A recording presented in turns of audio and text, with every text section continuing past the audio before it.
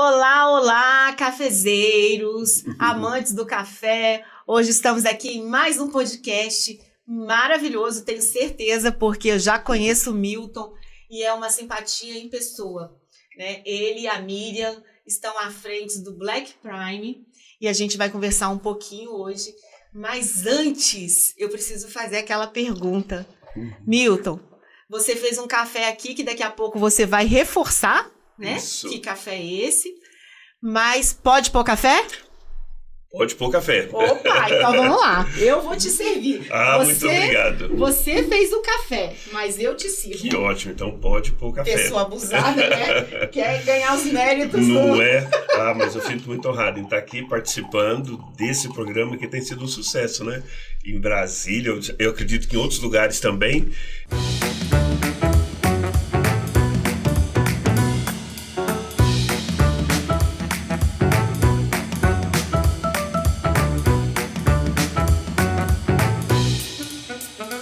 E muitos amigos meus têm falado, assim, daquilo que você tem feito pelo café, que tem sido muito legal, não é? Eu tenho visto muita gente que te acompanha, curtindo mesmo, vibrando. A gente tem um episódio já publicado lá no nosso canal, que é o Pode Pôr Café Até Você, que eu fui despretensiosamente visitar, né, Milton? E aí acabou que virou um podcast ali. Verdade. Foi muito legal. Bom. Então, assim, realmente, assim, seus seguidores, seus amigos, clientes, eles têm curtido muito, assim. E eu vejo o quanto você é querido. Você e a Miriam são queridos. Que joia. Porque as pessoas encontram lá, né, no espaço, na casa de vocês, vamos chamar assim, muito acolhimento. Nós gostamos muito de pessoas, né? E de café. Então, a gente procura unir essas duas coisas e a gente sempre gosta de conversar muito com as pessoas, até para aprender um pouquinho, não é? A gente aprende muito com as pessoas que vão na nossa cafeteria, na torrefação, que conversa com a gente sobre café. Eu gosto muito de aprender. E aí, essa atenção que você dá para as pessoas, ela é tão educativa, né, para as duas partes, e eu gosto muito de fazer isso, e aí a gente curte demais as pessoas e o café também. E eu acho que essa proximidade, da forma mais simplificada que existe, é o que as pessoas esperam hoje. Porque o café é isso, né? O café é esse momento de confraternização, de comunhão, de relacionamento, né? A gente vai conversar sobre a história do café daqui a pouco, e as cafeterias surgem nesse ambiente, assim, né? De relacionamento. Então é muito legal, a gente faz aquilo que a gente ama mesmo, né? Lidar com pessoas e servir pessoas. É verdade. Puxando aqui já, porque a gente vai conversar, é uma questão mesmo histórica, né? Porque a gente vê que numa determinada época o café, ele estava ali no meio das declamações de poemas, né? Daqueles momentos assim, realmente de socialização. E é isso que é o café hoje pra gente. Exatamente. Assim, desde, por exemplo, quando a gente fala do café no Brasil, a gente sempre lembra da fazenda, lembra da roça, né? Lembra do vovô, da vovó, e aquele clima, aquele ambiente ali. Mas o que isso está querendo dizer? É tempo da gente estar com pessoas, né? E o café, talvez o pessoal fala que o café tem mágica, né? Talvez a mágica dele seja essa daí, né? De unir gente, de unir pessoas. Eu tenho uma sensação assim, sempre que eu tô sentada com alguém tomando café, é justamente disso. Às vezes a gente tá num clima mais contraído, brincadeira e tal, mas é essa questão do estar frente a frente, do olhar, né? Do trocar ali realmente energias e toda essa parte de interação, né? Que é fundamental. É isso aí. Mas a gente já contou lá no Pode Pôr Café Até Você, mas vamos falar rapidinho aqui sobre o início do empreendimento. Porque que você é um amante de café, que você já viajou o mundo, já tomou café em vários lugares, que você prepara um café toda manhã. Isso aí a gente já falou. Mas para quem não assistiu esse episódio anterior, vamos falar um pouquinho sobre o início, né, do negócio. O café, ele é um hobby, né, assim, que a gente fazia em família.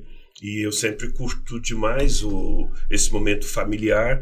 E eu, para distrair, das minhas outras atividades, eu sempre procurei ter máquinas de café, fazer experiência com café. Nas viagens, eu sempre procurei conhecer o café da região onde eu estou, experimentar algumas cafeterias, e assim foi, né?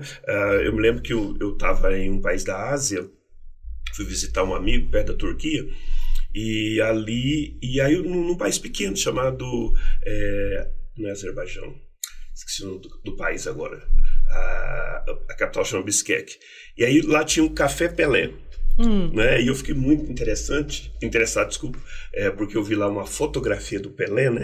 E era meu apelido quando eu era pequeno, Pelé, né? Aí eu sempre gostei muito do café e fui lá naquela cafeteria e perguntar para a pessoa, né? Poxa vida, eu amo o Brasil, nunca tinha vindo no Brasil, só amava e gostava muito de futebol e tal, e resolveu abrir uma cafeteria e colocou lá o Café Pelé. Então essas coisas sempre me encantaram, aonde eu ia e que eu encontrava uma referência do café, tá? E aí um dia, meu filho, ele trabalha com engenharia de computação e ama também muito café, né? E estava um pouco cansado. Você criou os filhos amando café, né? Foi, exatamente. Ele um dia andando pela Feira dos Importados, querendo tomar um café ali numa ala que vende peças para computadores e tal, não achava de jeito nenhum. Ele chegou para mim, pai, lá na Feira dos Importados não tem nenhum café.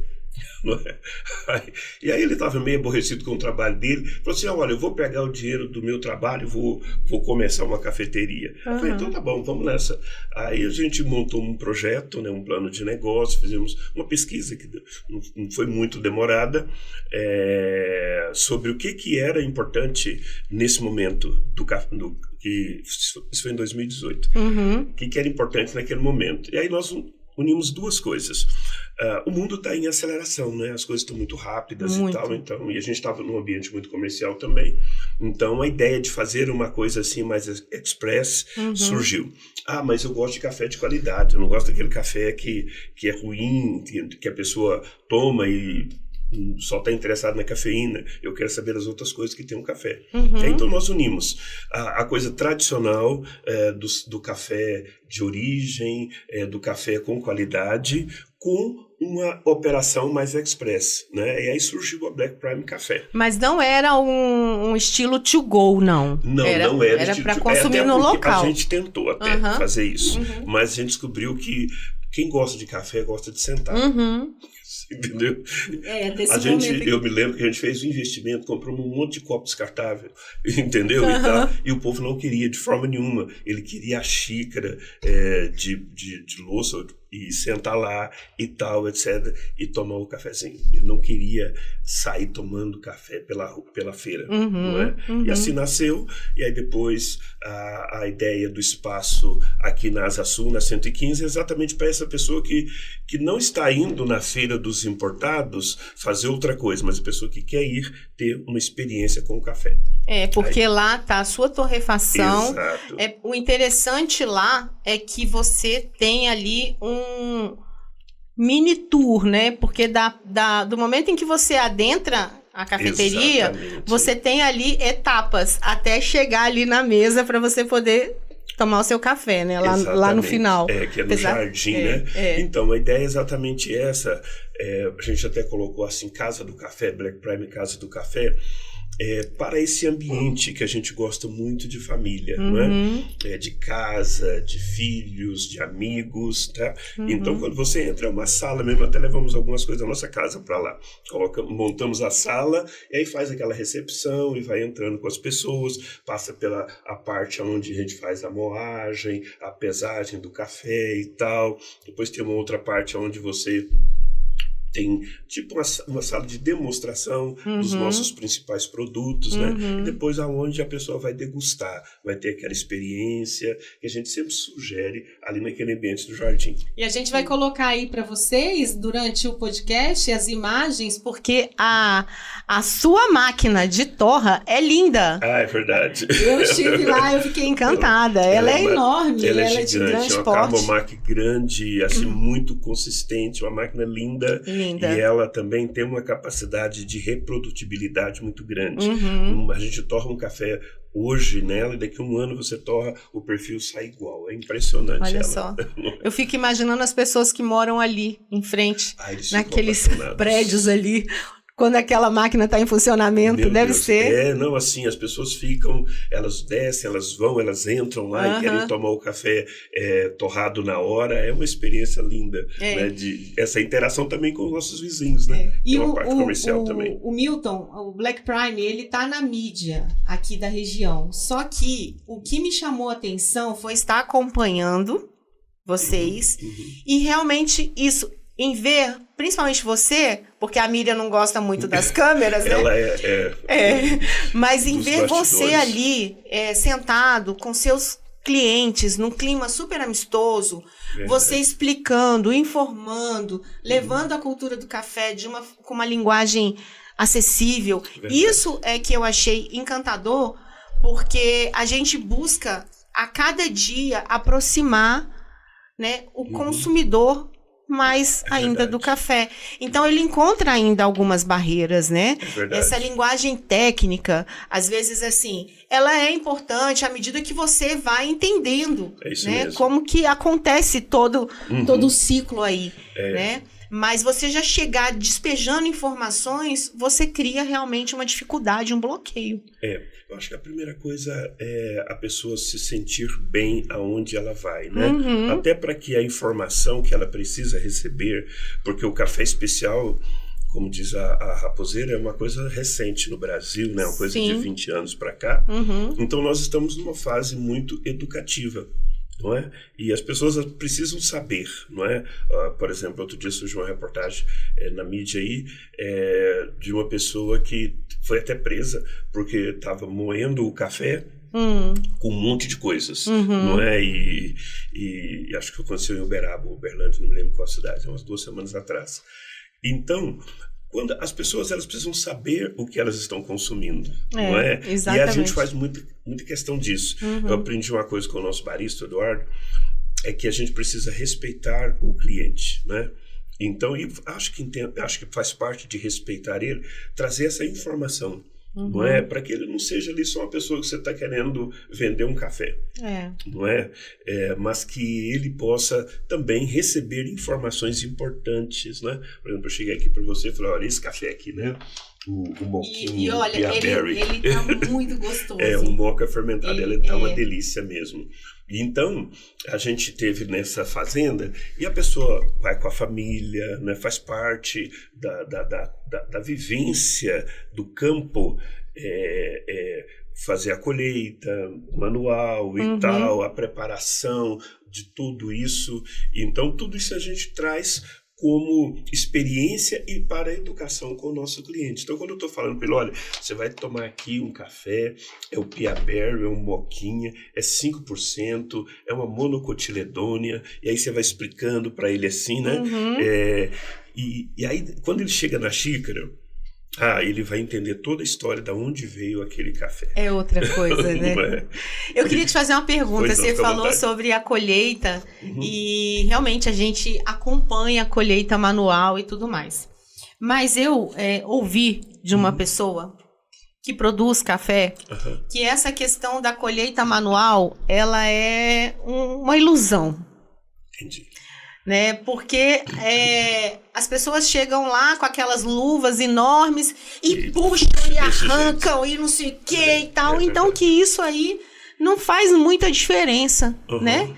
Ser manual ou não. O que você pensa a respeito? Depende da qualidade do café que você vai apresentar. Né?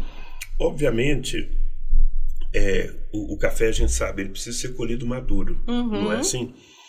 Então, isso em larga escala é muito difícil de se fazer. Não é? Você tem que ter as máquinas, você tem que ter tudo isso. Eu acho que é impossível, na verdade.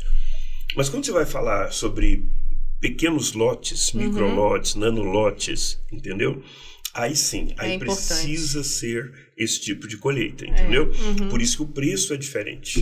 Se você chegar lá para mim e falar, olha, esse café é um nanolote, foi daquele menino que pegou o café naquele morro lá, que colheu à noite e que escolheu a hora certinha para tirar o café da árvore, aí esse café tem um preço diferente. Claro, entendeu? tem toda uma dificuldade então, envolvida ali, né? Em larga escala, de fato, isso não pode acontecer, não tem como acontecer, entendeu? Mas com os microlotes e com os nanolotes, isso é perfeitamente possível e deve ser feito assim. E deve ser feito, exatamente. Então, vamos falar um pouco da história do café, porque... Formação do Milton. Conta pra gente um pouquinho da sua formação acadêmica. Então, eu sou formado em História, né? Eu uni duas coisas interessantes, né? Minha primeira formação foi análises clínicas. Trabalhei em laboratório de análises clínicas, né? Nossa, jura? Exato. Gosto muito de bioquímica e tal, essas coisas todas. Aí depois eu entrei para o curso de História, que é uma paixão muito grande também, até por conta que eu sou de Minas Gerais, Paracatu é uma cidade histórica, bem histórica, né? Então eu sou muito apaixonado pela história do Brasil, não é? E aí me formei em História e cresci assim nos cafezais, né? Chupando o cafezinho e tal, etc, etc. Eu confesso que durante muito tempo eu não me atentei muito para a história do Brasil com relação ao café. Aí depois que eu entrei no negócio é que eu comecei a verificar, né? Por exemplo, a minha especialização foi mais a época ali um pouquinho antes de Juscelino Kubitschek, Eurico Gaspar Dutra e aquela turma ali assim que eu comecei a estudar, não é? Mais especializando mais nessa parte da história do Brasil. Mais recentemente que eu tenho voltado a pesquisar um pouco mais sobre o café no Brasil. Você chegou a lecionar? Sim, lecionei para a escola pública, né? Às vezes dou alguns cursos avulsos aí falando mais sobre a relação do café no comércio brasileiro, tá, ok? E também a relação com o comércio internacional, que é muito importante hoje.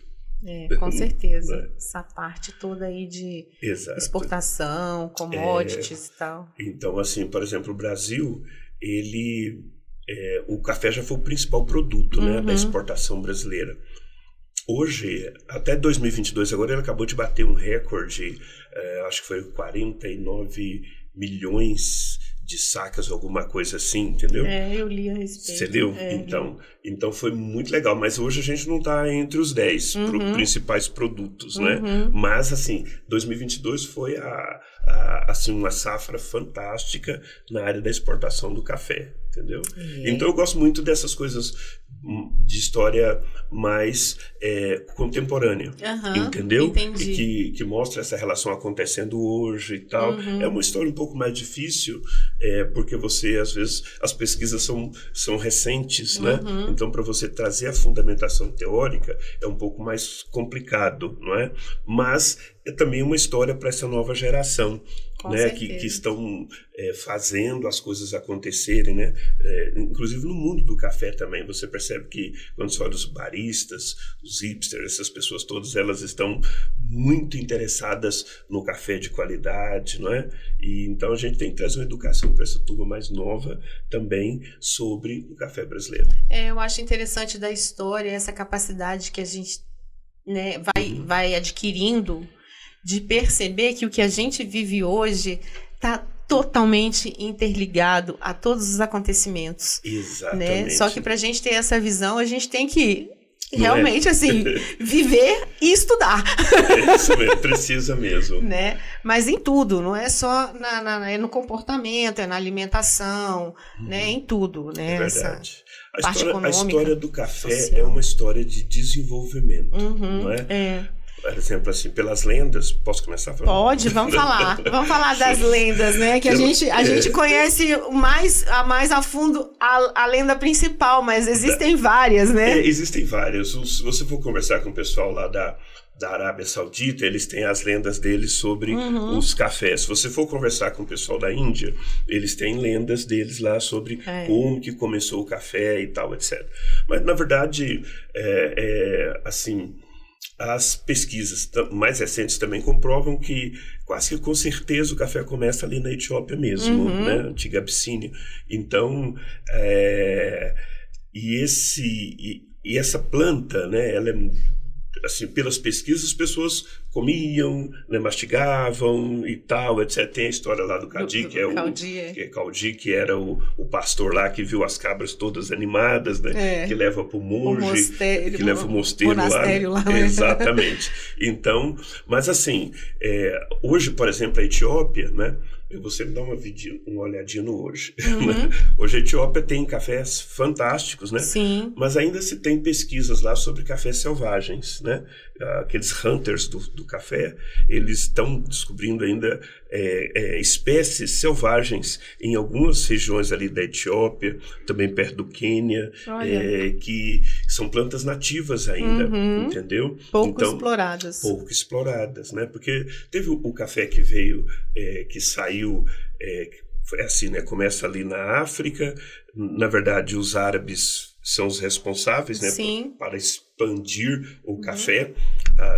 Tem pessoas que falam assim, o café é de origem árabe, a palavra, não é? Ainda que na Etiópia tinha lá eles chamam do vinho... exatamente, Kauaban, porque na Etiópia o café era a árvore, né, ban. Daí você tem até uma indústria hoje que trabalha com máquinas para café, que é ban, entendeu? Mas então isso vem da Etiópia, esse ban. E o vinho do árabe, né? Kauaban, que era a primeira coisa. Daí veio o café, que significa força e tal, essa coisa toda, vitalidade, né? Os árabes, então, como a gente sabe, eles começam a produzir de diferentes formas, né? Quando você vai tomar um café turco, você lembra dessa coisa mais rudimentar. Você gosta de café turco? Só uma pausa aqui. Não gosto muito, não. Pois é, deixa eu te contar uma coisa rapidinho aqui, só quebrando a sua sequência um pouquinho. Eu fui numa casa síria e fui tomar um café turco. E aí, ele realmente, assim, ele tem uma pegada, né? Mas eu vou te falar, eu fiquei acesa pra caramba. Eu não tenho esse problema com o café. Nossa, o que foi aquilo, verdade. Meu Deus. Mas enfim. Tanto o café da Etiópia, por exemplo, o Brasil ainda não pode entrar com café cru, né? Dos outros países. Sim. E eu amo, como você sabe, eu gosto das experiências do café de outras nações. Então, só que se você compra um café torrado na Etiópia, é horrível. Assim, ele vem cheio de óleo, a torra, um absurdo, não é? Eu comprei alguns pacotinhos de café da Etiópia, quando chegou eu falei, meu Deus, não vou conseguir servir esse negócio. Então, porque mata um pouco o sabor, né? Então essa força da cafeína acaba anulando as outras, você fica ligado, não é? Mas às vezes o sabor não é assim. Não é igual. Então você tem a primeira cafeteria que se tem notícia em Constantinopla, né? Acho que é 1457, por ali assim, mais ou menos, não é? Que está naquela região ali. Depois Meca, também você tem café, história de quando aparecem as pessoas já com café. A gente não sabe, né? Porque é coisa assim de 1000 anos atrás, quase, né?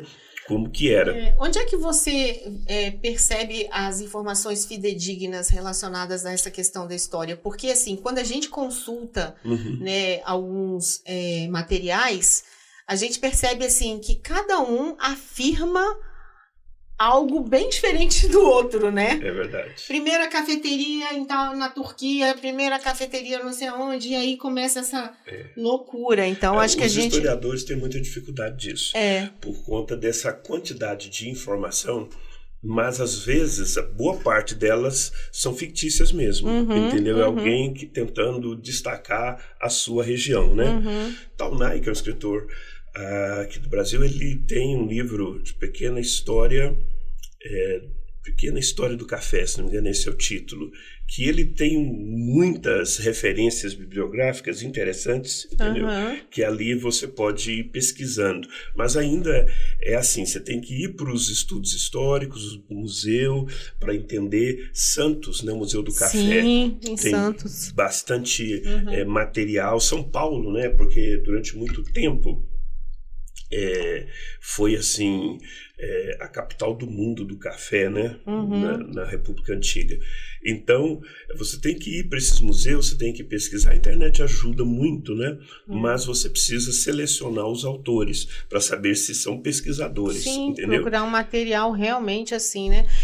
O próprio Museu do Ipiranga, ele traz ali umas imagens. Eu estive lá, é muito legal. O próprio Museu do Ipiranga, ele traz ali não é muito recheado ali de material, mas tem uma parte ali, né, que tem realmente um registro de fotografias fantástico ali. Exatamente. Né? E eu fiquei assim bem impactada, umas imagens muito lindas, alguns equipamentos, né, antigos. Então a gente realmente tem que ir atrás disso daí para poder entender melhor, né? Exatamente, é amar, né, essa história, pesquisar, exatamente.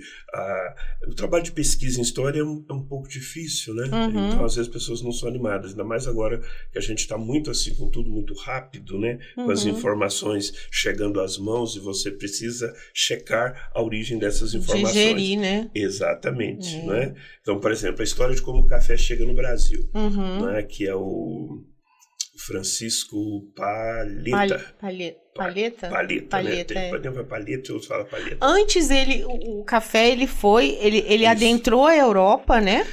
Foi para determinadas localidades ali, até ele chegar lá pelo norte, né, do Brasil. Exatamente. O que acontece? Nessa época, você tem países muito empenhados na navegação. Né? Você tem a Holanda, você tem Portugal. Por incrível que pareça, Portugal não dá muita bola. Até 50 anos antes de chegar no Pará, tinha um diplomata Duarte português que ele sugere várias coisas para se cultivar aqui no Brasil. E o primeiro que ele coloca na listinha dele é o café. Mas os portugueses nessa época não deram tanta importância para esse produto. Mas os holandeses, né, principalmente eles, entenderam a importância desse comércio, né? E eles começaram então a levar para vários lugares onde eles faziam comércio. Aí vieram depois os italianos, né? É isso que eu ia te perguntar, inclusive para a Itália, né? Para a Itália, porque muita Viena, gente né? pensa que a Itália foi à frente, né, de tudo, e não foi bem assim. Não, é verdade.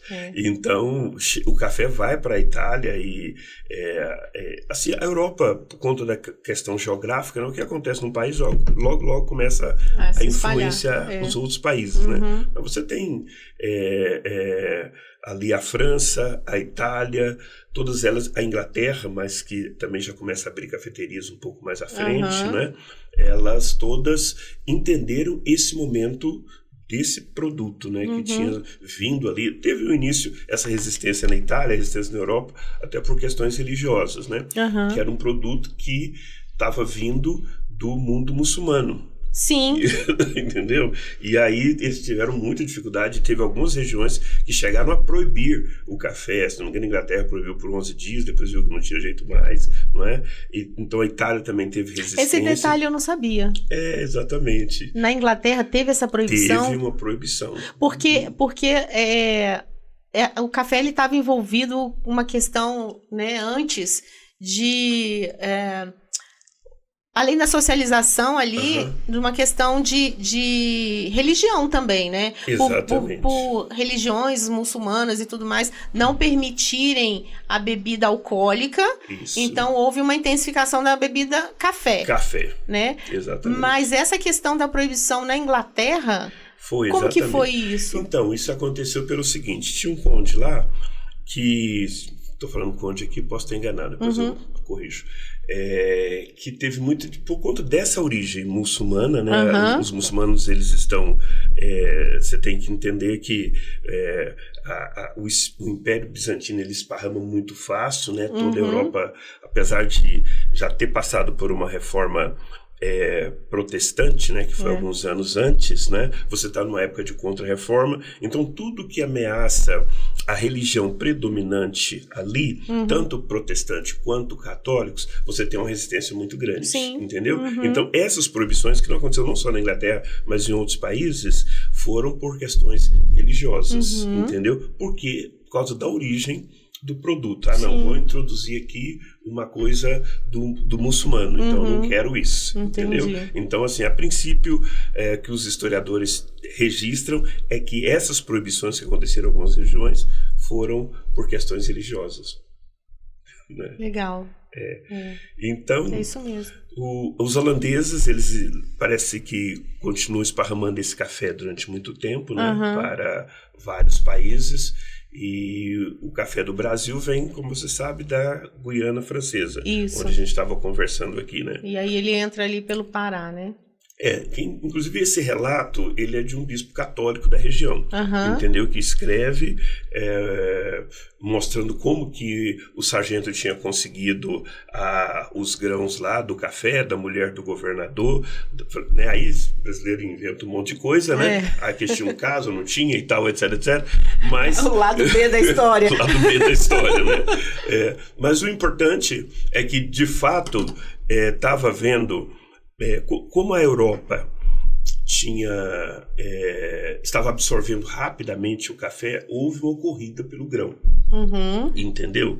E aí houve assim, tipo meio que uma proteçãozinha meia velada, né? Então, não só aqui no Brasil, mas outros países tiveram dificuldade de acesso a esse grão do café. Então, essa historinha de que tem que colocar, colocou no bolso e levou com cuidado e tal, etc, etc, é por conta dessa corrida que estava tendo e uma certa disputa com relação ao plantio do café. Né?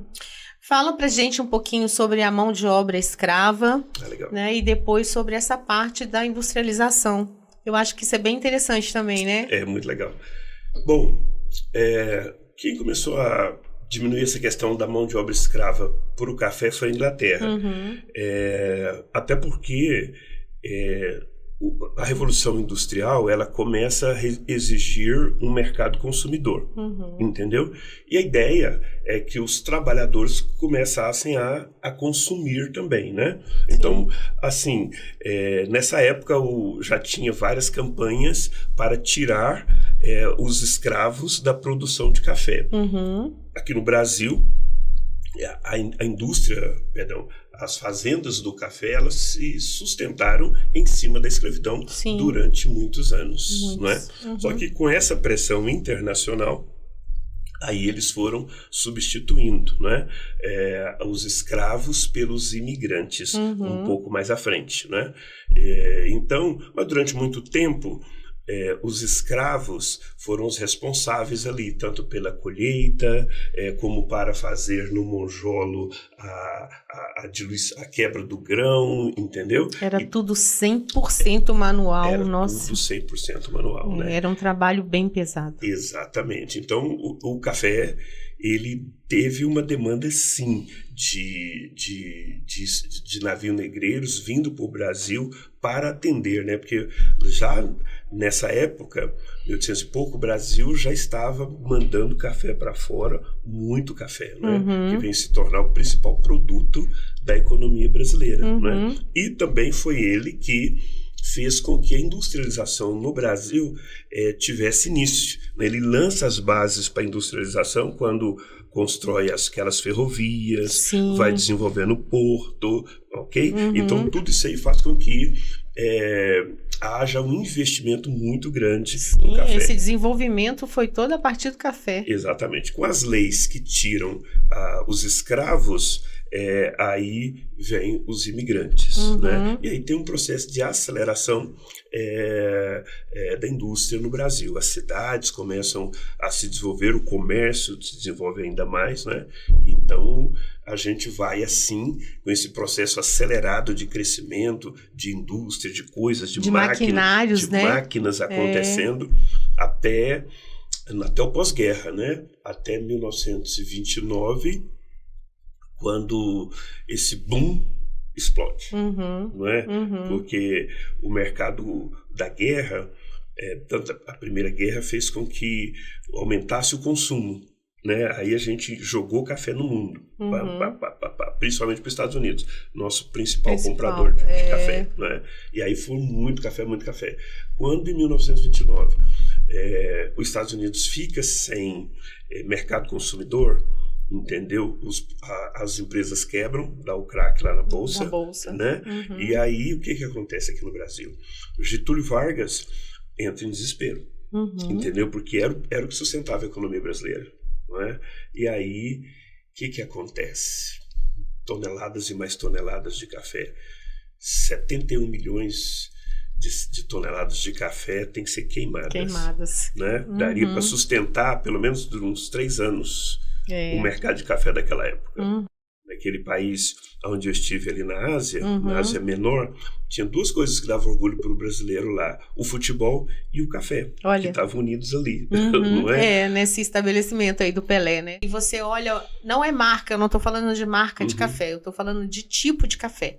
Então, você não consegue tomar um café tradicional, um café extra forte, um café que está ali na prateleira moído há não sei quanto tempo, né? Porque o café de especialidade, ele tem todo um perfil e depois que você acostuma o seu paladar a esse sabor, é difícil. Após essa revolução industrial, o café, logo após a Segunda Grande Guerra, ele se torna um produto de consumo reconhecido, assim, né? Não somente como uma bebida da mesa, né?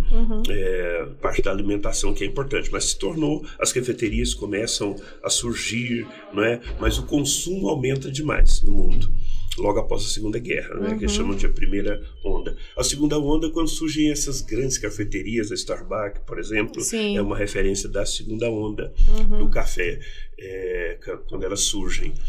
E agora você está na terceira onda, que é desse café que você está falando, não é? De um café de qualidade, de origem, né? Esse café que as pessoas querem saber de onde vem, né? Qual é o nome dele, não é? Porque antes era tudo Cauá, né? Lá no árabe, café, não é? Isso mesmo. Era tudo assim. Agora não, o que é isso? Isso aqui é um catuai vermelho, tá escrito aqui.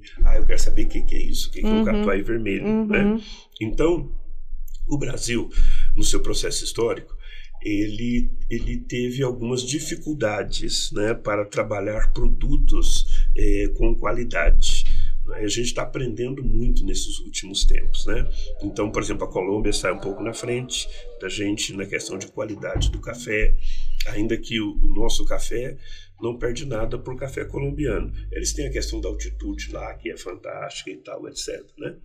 Mas isso também aconteceu com o vinho, né? Que o Chile sai na frente, a Argentina sai na frente, entendeu? Hoje você já tem excelentes vinhos aqui da região do Paraíba, não somente no sul, você lá do São Francisco, você tem vinhos maravilhosos. Aqui no Distrito Federal a gente já tem Planaltina, aqui, na verdade, ali no PAD DF, né? Exatamente, tem muita plantação de vinho. Então, assim, na história do Brasil, quando você falou sobre a escravidão, infelizmente, assim, durante muito tempo, a gente não se importou muito com a qualidade do café, era uma commodity só, né? É um café de qualidade em que as pessoas, elas estão querendo saber, né? Que tipo, qual é o sabor, o que tem esse produto. É como se fosse uma biografia do café. Exatamente. Né? Eu quero saber o tipo do café, de onde ele veio, por quem ele foi feito, de que maneira, né? Onde ele nasceu. Isso mesmo. Tudo isso, né? Aí você tem as regiões brasileiras, né? Como você falou, o café no Brasil começa ali no Pará. E hoje não é um produtor, né? Outro dia alguém me ofereceu lá um café de açaí. Eu ainda não tive coragem de provar. Deixa eu te falar a respeito. Posso falar? Por favor. Eu fiz um videozinho um tempo atrás no story do Instagram. Eu estava em Belo Horizonte e eu fui lá no mercado municipal de BH. E aí vi lá um espaço lá vendendo café e tal. Pedi o café em grão, comprei um pouquinho. E aí vi esse café de açaí. Olha aí. E aí eu falei assim, gente, mas como assim? E tava escrito que era café. Aí eu falei assim, bom, vou levar, né? Paguei, sei lá, 30 e poucos reais no pacotinho e trouxe. E há pouco tempo eu resolvi fazer. Tava lá, eu falei, gente, o café é de açaí, deixa eu fazer, né?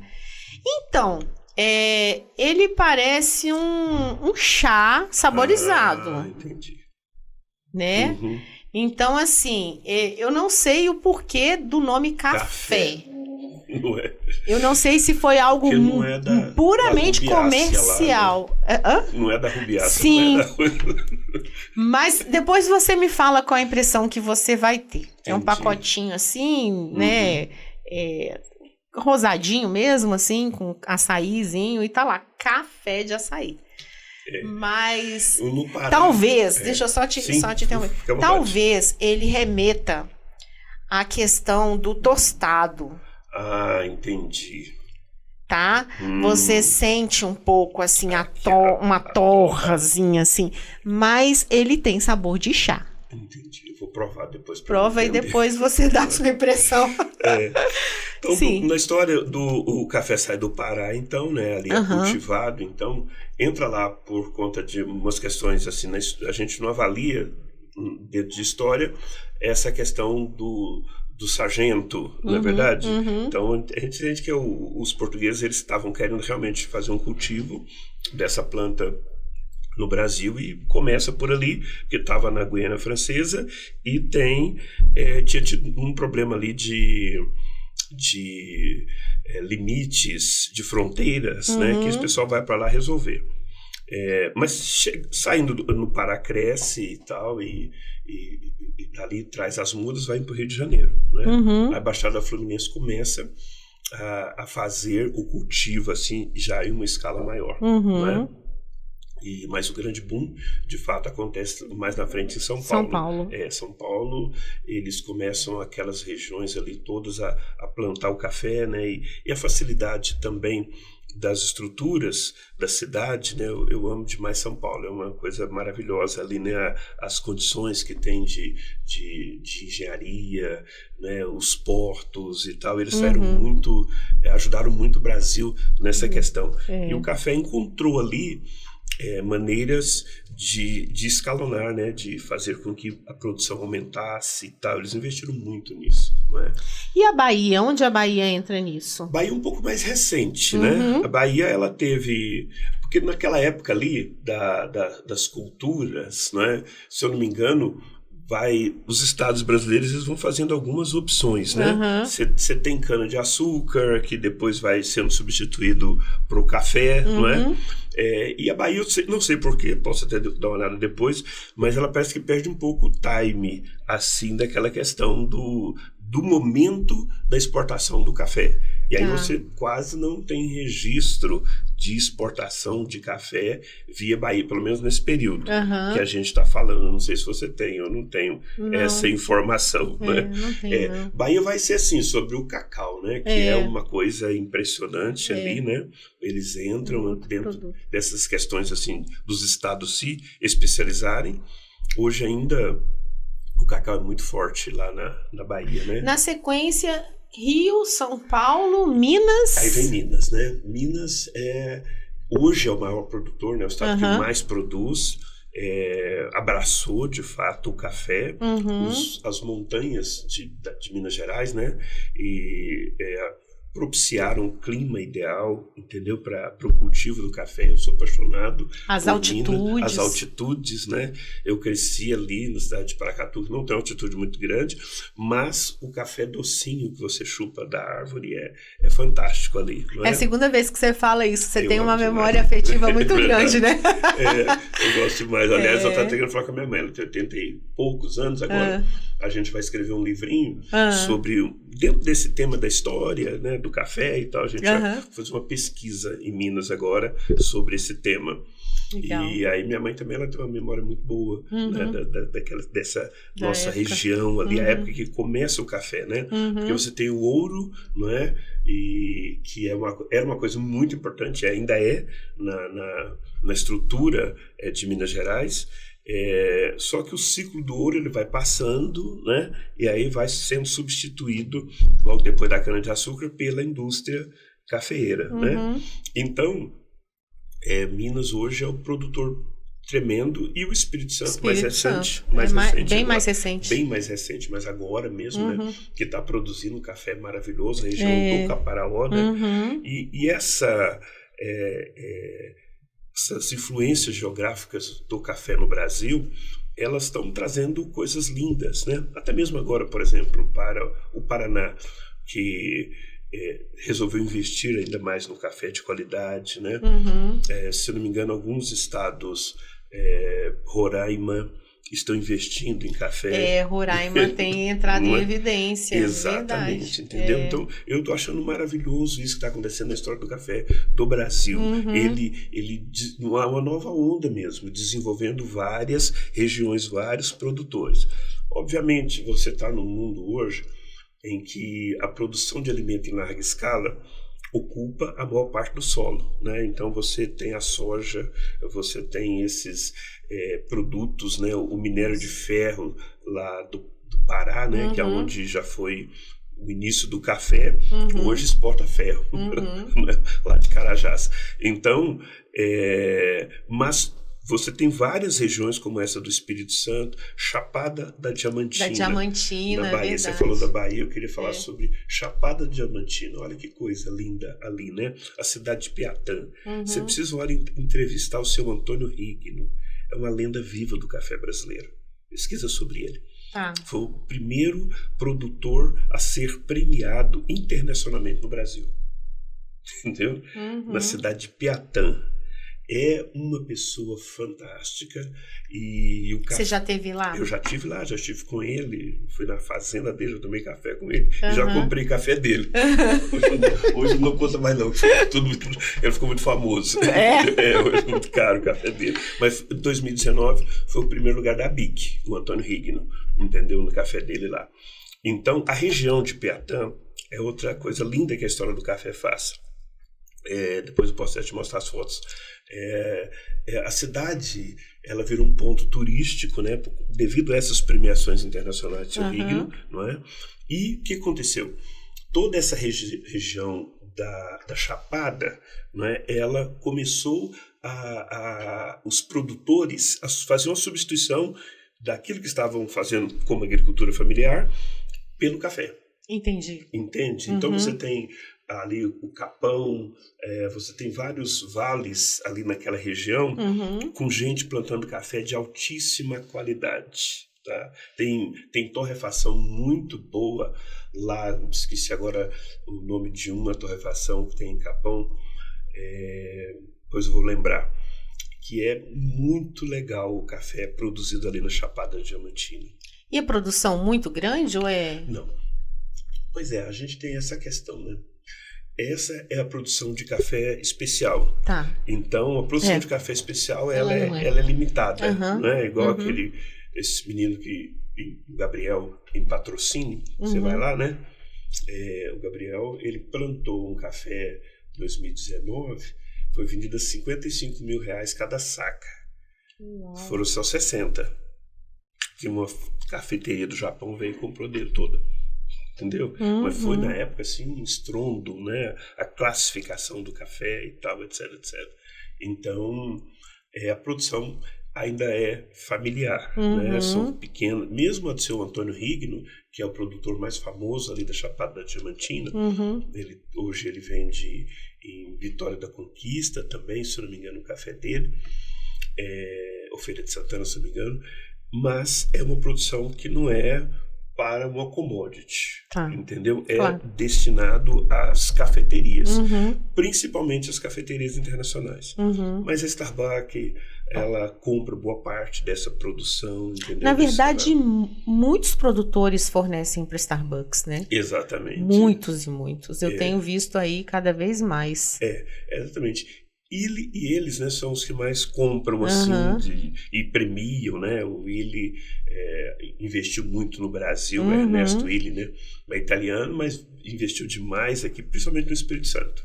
Entendeu? A gente tem até uma cafeteria aqui que chama Ernesto, né? Em homenagem a ele.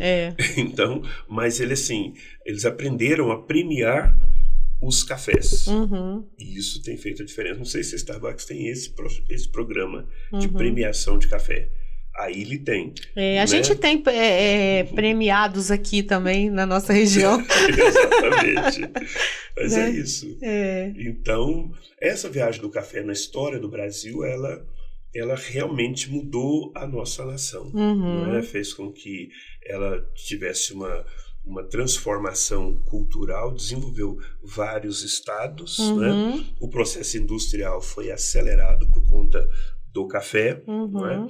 E ele teve que se reinventar depois que teve esse problema de 29, né? Mas continuamos como maior exportador, né, de café, e essa onda agora dos cafés especiais, desenvolvendo famílias, está sendo muito lindo.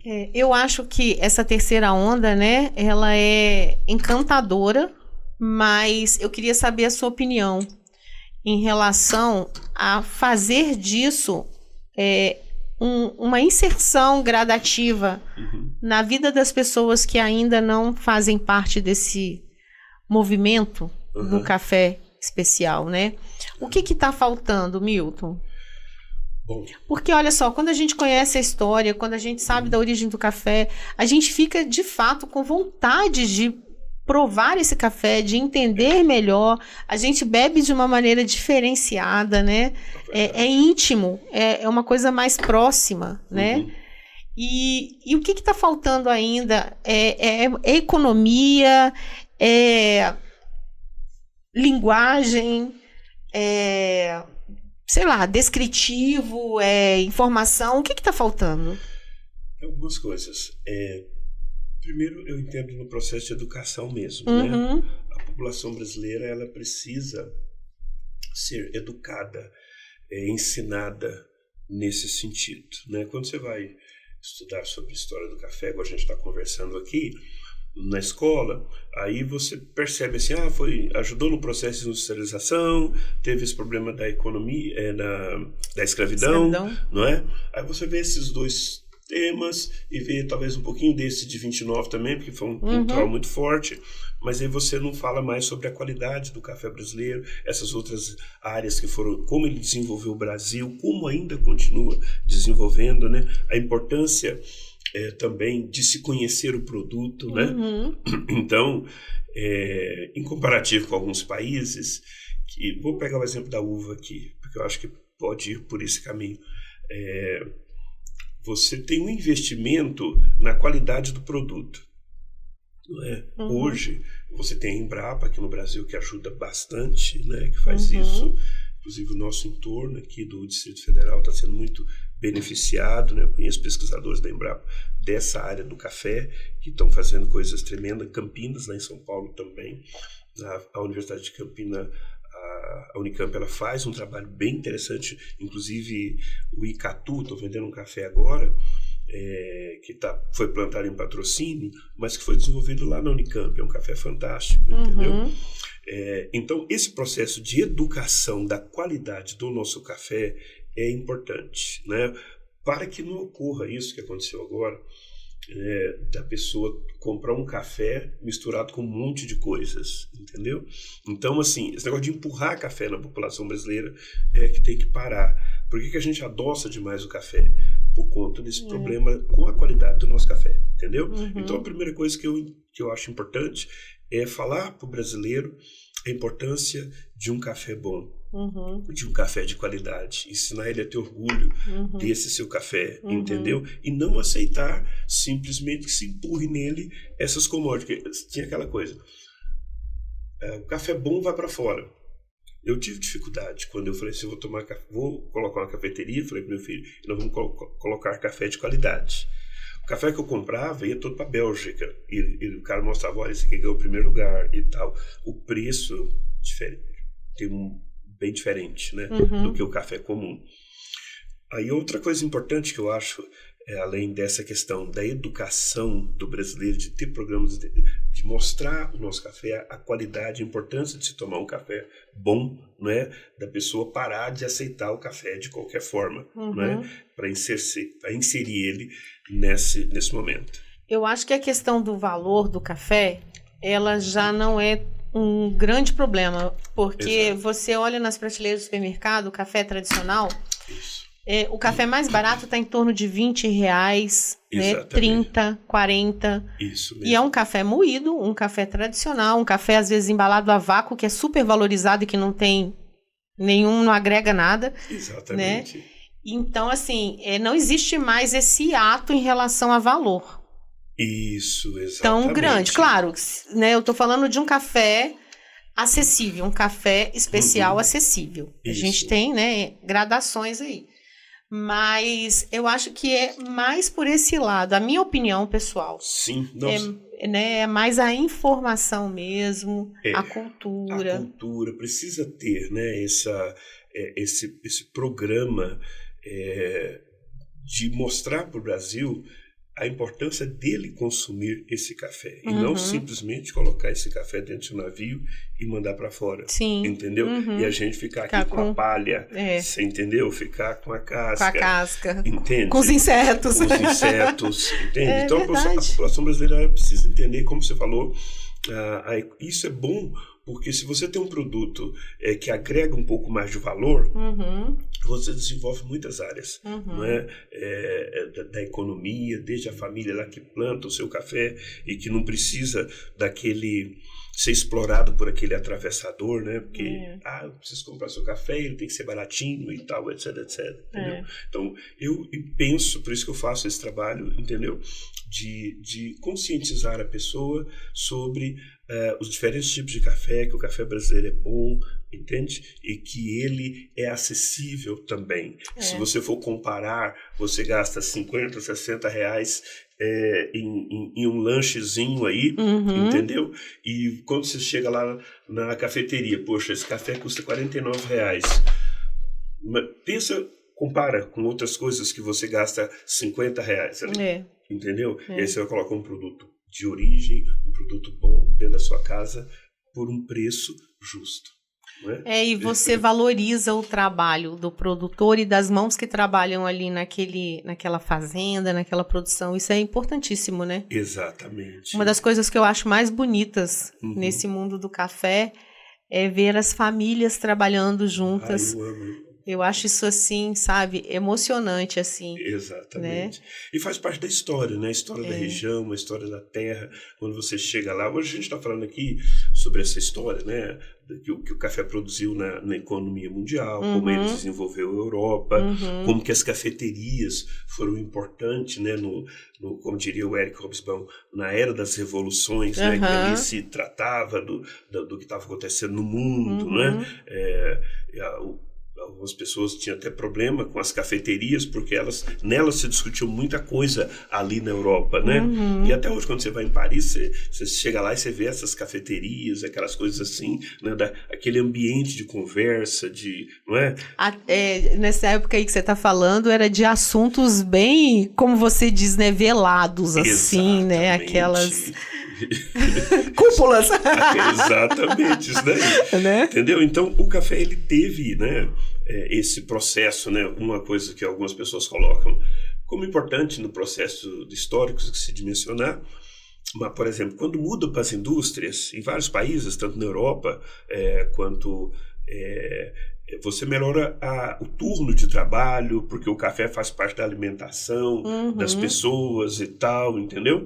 Então, aquele ânimo, aquela disponibilidade, aquela disposição, né, que o café traz, isso também é mencionado ali, né, mais por uma psicologia da história, como sendo um fator importante. O café foi um fator de motivação, né, desde a cabra lá do Caldi, né, ele empolga, ele motiva, entendeu? Então, por isso que nas revoluções, nas mudanças, tanto a comercial quanto a industrial, ele teve essa questão de acelerar, né, o que está acontecendo.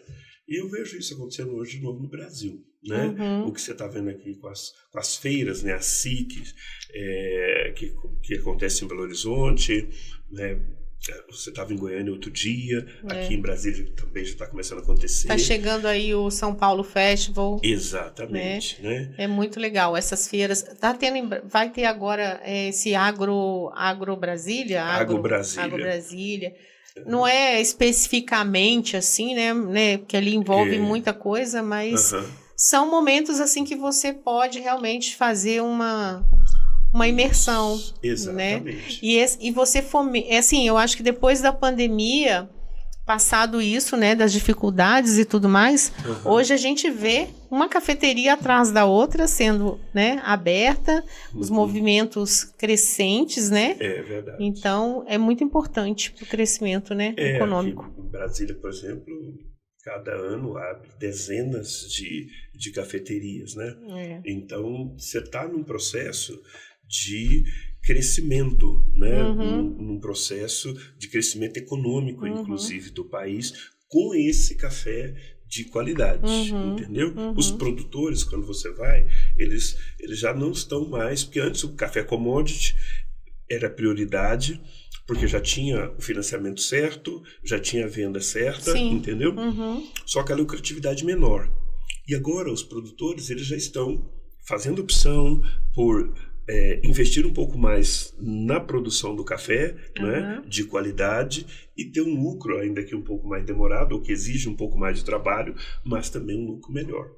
Então isso desenvolve, não é? Porque às vezes a pessoa, ela vendia o café ali a R$400 a saca, mal dava para sua subsistência, entendeu? Agora ela vai vender o café a R$1.000 a saca, R$1.000 e poucos a saca, e ela vai ter um pouco mais de recurso para a família dela, entendeu? Então esse desenvolvimento é que acompanha a história do café, né? Desde a Arábia lá, passando pela Europa, pela Holanda, pela Inglaterra, lá em Viena, na França, né? E Johann Sebastian Bach até compôs lá a obra do café, né? Então você percebe que é uma coisa que traz uma movimentação cultural muito forte, né? Então eu sou apaixonado assim por essa história que o café causa nas nações, né? Essas mudanças que ele vai fazendo na estrutura cultural, como você mencionou muito bem, começa com influências religiosas ali, usadas em rituais e tal, etc. Né? Outro dia até foi uma pessoa lá na minha cafeteria, de um outro país, querendo comprar um café cru lá, para fazer o ritual dele lá, não sei o quê, da maneira que é feito no país dele. Então, tem esse aspecto da história, da cultura, que é muito forte também. Voltado para a religião, para o social. Religião, você sabia, eu li outro dia, achei tão curioso, não sei se você sabe disso, que em algum lugar, não sei se é, assim, se é da religião muçulmana, eu não sei se foi uma brincadeira, mas eu acho que não. Que a mulher, ela pode pedir o divórcio se o marido negar para ela um bom café. Existe isso mesmo? Existe. Eu li aquilo e falei, gente, deixa eu filtrar isso aqui para ver. Verdade. É isso mesmo. É na cultura muçulmana, né? E assim que nos países árabes, se eu não me engano, na Turquia, que tem esse registro, né? Da importância lá do café. Se não tivesse um café bom, ela podia falar, esse casamento já pensou? Acaba com esse casamento. Ainda bem que você sabe fazer café bem, né? Pois é. Miriam. Eu levo todo dia lá para minha esposa esse cafezinho bom, né? Manter ela lá do lado. Mas como é curioso, né? É interessante demais. Não, todo esse trajeto que você desenhou aí com o seu dedo agora, né? Tudo isso aí que percorreu culturas e culturas, envolveu sociedade, religião, economia, industrialização, né, que realmente assim culminou. Gente, é encantador isso. É encantador, por exemplo, desde essa experiência lá da Etiópia, que fala que é no mosteiro, não é verdade? Aconteceu também, por exemplo, na Europa, com o avanço do cristianismo, vários mosteiros eram lugares onde eles faziam experiências com café. Inclusive, tem-se quase que certeza histórica que o primeiro lugar onde o café é torrado é dentro de um mosteiro, não é? Onde é feito nesse processo aí, né? Então, anda junto assim com essas áreas todas, desenvolvendo os países aí. Né? Bom demais! Gente, que aula, hein? Pois é. Professor Milton. Né? É uma conversa, né, sobre essa realidade, né, que é muito legal das pessoas, né? Mas eu sempre digo o seguinte, a história, os produtos são muito importantes, né? A gente está aqui empolgado com o café, mas a descoberta das pessoas é que é uma coisa apaixonante, né? É verdade. Você vai vendo essa questão do ser humano, né, mudando as características da sua indústria, não é? Fazendo a extração, inventando as máquinas, né? Como surge ali na Europa as primeiras máquinas de café, com curiosidade ali a vapor, né? Sim, a gente não aprofundou nisso, mas eu tive muita coisa, história do café, claro, não dá, não. Eu tive uma conversa aqui com o Antonello Monardo, Nossa, né? Ele falou, sim, né? Aí a gente comentou um pouco sobre as máquinas, né? De expresso e tal, falamos sobre a Itália, que legal. Sobre toda essa parte cultural aí, e envolvendo tudo do café expresso e das bebidas. Inclusive ele tá lá agora fazendo um tour, né? Maravilhoso lá. Então fica mandando para mim os vídeos. Ai, meu Deus, queria estar aí. Eu acho que a melhor coisa hoje em dia para se educar sobre café é participar dos seus podcasts. Ah, né? Obrigada. Eu vou aprender muito aqui. Nossa, é muito gostoso, porque apesar de a gente falar sobre o mesmo objeto, vamos falar assim, né, que é o café, e às vezes assim, eu converso com vários baristas, vários empreendedores, vários mestres de torra, mas cada um tem algo diferenciado para acrescentar. É uma experiência, é uma história, né, é aquilo que fez com que se envolvesse nesse mundo apaixonante. Então, assim, por exemplo, esse nosso episódio aqui hoje, ele é um episódio totalmente especial e inédito, porque a gente está falando, aprofundando aqui, sobre todo esse trajeto que o café percorreu até chegar aqui. O café produz na sociedade. Sim, né? A relação do homem com o café. Isso é muito importante. Né? Como que ele foi um fator assim, de desenvolvimento de nações. Sim. Exemplo, a nossa. Exatamente. Não é verdade? Isso mesmo. Nossa, muito bom. Agradeço a participação. Milton, muito obrigada. Foi sensacional. Aprendi muito também. Né? Eu também. E quando a gente ensina, quando a gente fala, a gente né, solidifica mais ainda o nosso conhecimento e aprende outras coisas. Né? Parabéns pelo seu trabalho, que está excelente. Obrigada. Tá? Eu creio que você está contribuindo muito para isso que a gente considero muito importante hoje, que é falar sobre educar o nosso povo, principalmente o brasileiro, sobre tomar cafés bons, de onde é que vem, as pessoas que produzem. Pode contar com o nosso apoio no que precisar e muito obrigada. seguir em frente, que está muito legal o seu trabalho. Obrigada, esse é o nosso objetivo mesmo. A gente tem buscado, assim, cada dia mais melhorar a qualidade. A gente daqui a pouco está com um estúdio novo também. Opa, que legal. Então, assim, para a gente poder receber mais convidados ao mesmo tempo também, né? Que joia. Para a gente poder trocar aqui ideias e transformar esse ambiente num ambiente cada vez melhor. Que joia. E essa busca realmente pelo conteúdo, né? Pelas pessoas que acrescentam, que trazem muita informação, levar para o nosso público essa cultura e aos pouquinhos. Eu falo que é passo a passo. Ninguém sai de um extremo e vai para o outro de repente. Então é uma conquista, né? Uma conquista gradativa, que a gente daqui a pouquinho vai ter aí um resultado infinitamente mais positivo. Bom trabalho e bons cafés. Obrigada. Gente, que delícia, né? Milton, quer deixar aqui a sua despedida e reforçar um pouquinho sobre o Black Prime, falar sobre a página, né, no Instagram, o arroba de vocês, o endereço, e quem quiser conhecer um pouquinho mais, né? Então, pra gente é um prazer servir café, servir as pessoas e trazer essa experiência, né, do nosso trabalho. O nosso trabalho, ele começa lá nas fazendas, quando a gente conversa com os produtores, conhece os cafés de qualidade, vai desenvolvendo um relacionamento familiar. E a nossa cafeteria é isso, é um local onde nós buscamos que você sinta-se em casa, tá? Que você possa também nos ensinar, né? Porque é importante, todos os nossos clientes, nós fazemos muita questão de ouvi-los, para que nós possamos aprender e também saber como servir melhor. Então, a Black Prime procura trazer cafés dos principais produtores do Brasil e dos principais estados brasileiros.